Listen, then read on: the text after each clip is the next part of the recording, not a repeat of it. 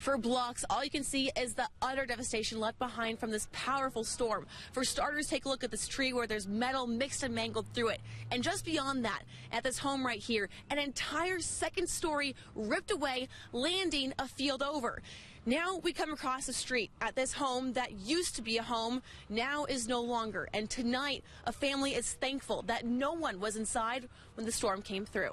Yeah, about an hour ago, and a Jefferson County election official tells me 3,600 people have already casted ballots here in the county, and polls haven't even been open for an hour. So that is some exciting news there. Now, if you are heading to a polling location today, you will need to make sure that you have a photo ID so that you'll be able to cast your ballot. I actually just got an alert from a Lens Alert this morning. Right now, they have reduced that shelter-in-place order from what was a mile around the airport to a quarter mile around 7501 Grade Lane. So that's a new development here. The flights begin Saturday the 17th. You can also fly down on the 18th. Now, looking at prices for that flight on the 17th, it leaves Indianapolis at 1:10 in the afternoon, getting to Miami just before 4 o'clock. The cheapest ticket, though, is going to cost you about $400, going all the way up to the $600 mark. You're here at Churchill Downs. Every view is gorgeous, but sometimes it can be kind of hard to have a view of the entire track.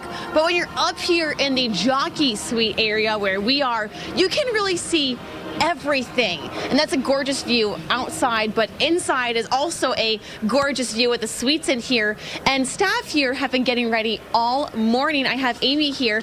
Push like this. Oh my gosh, beautiful mermaid. Wow. And so what is this kind of helping with here? Like strike? Everything. My brain is working overtime, honestly. Outside Baptist Hospital, it's business as usual, but inside there's an investigation going on as to how a patient was able to get a gun into the hospital and fire it. Since about 1:30 this morning, they've been up against some very harsh conditions. You mentioned those cold temperatures and, of course, some heavy winds, too. Well, what better way to roll up to the Veterans Parade and honor those who have sacrificed so much in none other than a 1943, a World War II Ford Jeep. I'm here with Mario Mayped, and it's a tale people in this area know all too well, saying goodbye to beloved places here at Mid-City Mall. And now another one is biting the dust.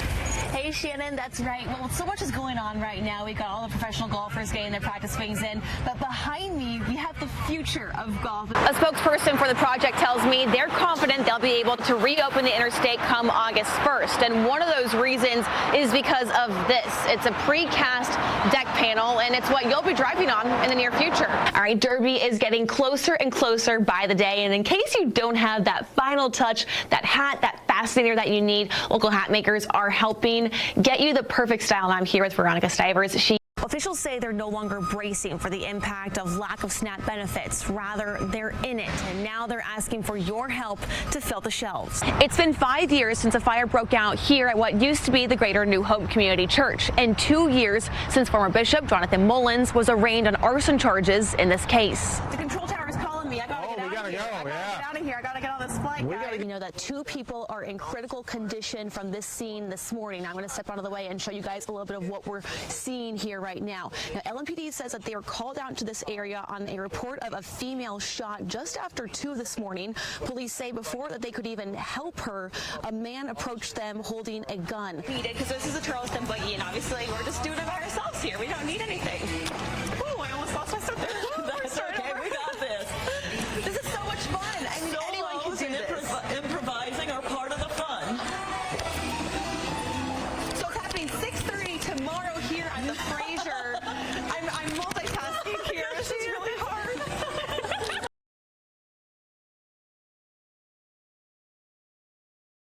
We were only here about 45 minutes or so when everything started going crazy. Adrian Puckett decided to cap off his night at Lenny's Lounge, a members-only club that offers arcade games, TVs, and a dedicated pool room. As an avid pool player and coach, he just wanted to enjoy the game. I pretty much go straight to the pool table, and I was on the pool table the whole time, back there practicing banks. He kept up with that until... I was like, oh my God, it's gunfire, and I told everybody to run, and we went out the front door to the porch, and then it's kind of like a maze getting around through there, and we had to go through another couple doors, and then into the backyarded area, and then through the back gate, and everybody everybody that was in the pool room area, they all just followed me. He guided those people all the way down by this creek where they hid and called 911. It didn't feel real, and then it did feel real, and then it didn't, and it was like going back and forth. Throughout the high-stress moment, he had his mind fixated on one thing, making it back to his loyal, furry companion. I just ran and hid. That's all I could think about was moonshine, really. Somebody's got to take care of him.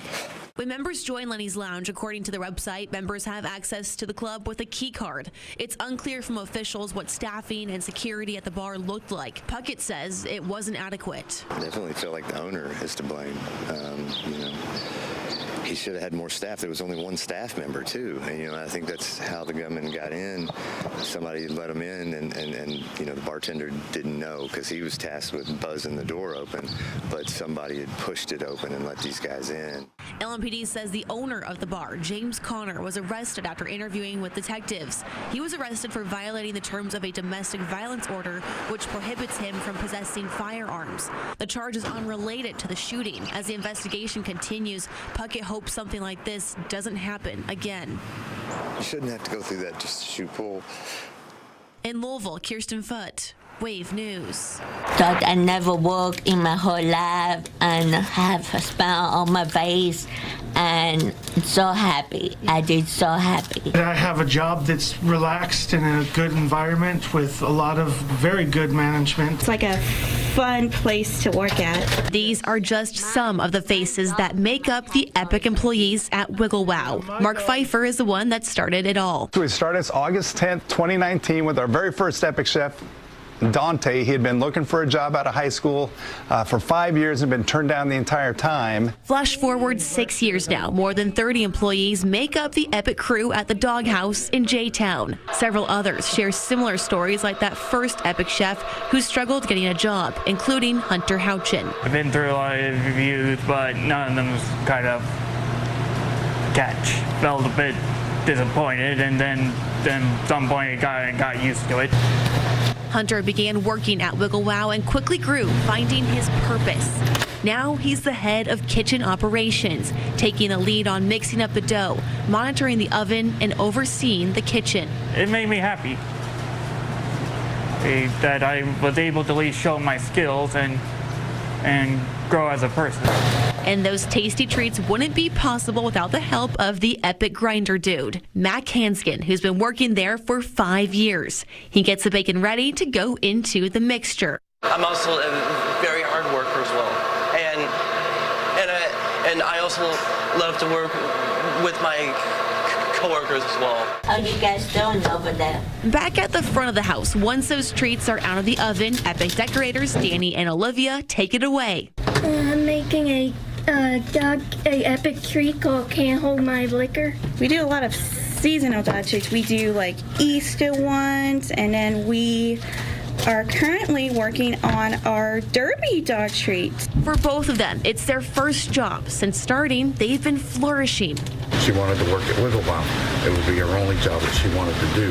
When she started here, she started setting her alarm, make sure that she would get up in the mornings, get ready for work. She would make her own lunch.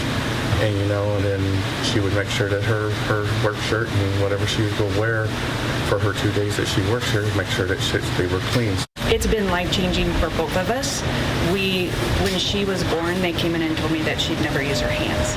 And she's doing designs that our support staff also does, and she's working really hard at that. With more than 50 people on the wait list to become Epic employees, founder Mark Pfeiffer is hoping their new status as a nonprofit will take them to a new level. That will allow us to upgrade on equipment. It'll allow us to do more marketing to be able to sell the treats, and most importantly, we'll be able to hire more Epic chefs to give them purpose. You've heard the word Epic thrown around several times in the story, which is what staff members are called. Its meaning goes beyond just another word. Pfeiffer says it best. And Epic stands for they are exceptional people influencing change. And that's absolutely true. They've impacted my life, and they impact the lives of everyone that they interact with. In Jeffersontown, Kierstin Foote, Wave News.